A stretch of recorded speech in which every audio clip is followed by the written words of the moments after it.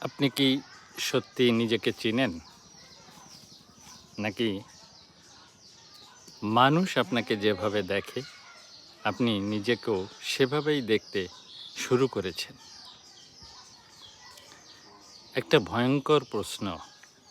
আপনার পরিচয়টা কি নিজের? নাকি অন্যের মতামতের তৈরি?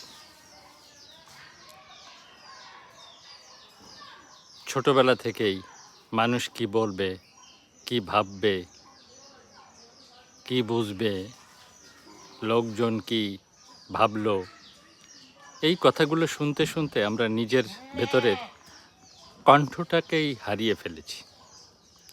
আপনি কি চান সেটা গুরুত্বপূর্ণ না, মানুষ কি চায় সেটাই আপনার জীবনে বড় হয়ে যায়।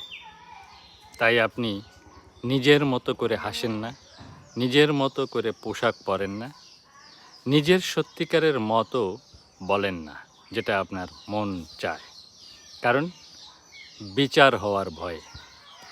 এভাবেই ধীরে ধীরে আপনি নিজের জীবন না, অন্যের চোখে তৈরি একটা চরিত্র হয়ে যান মাত্র। সবচেয়ে কঠিন সত্যটা হলো আমরা অনেকেই নিজেকে চিনি না, আমরা শুধু অন্যদের প্রতিক্রিয়া চিনি। কেউ প্রশংসা করলে নিজেকে ভালো লাগে, কেউ সমালোচনা করলে নিজের মূল্য নিয়েই সন্দেহ হয়। মানে নিজের আয়নাটা নিজের হাতে নেই। আরেকটা তীব্র সত্য, মানুষ কি বলবে, এই ভয়টাই সবচেয়ে বড় মানসিক কারাগারগুলোর একটা।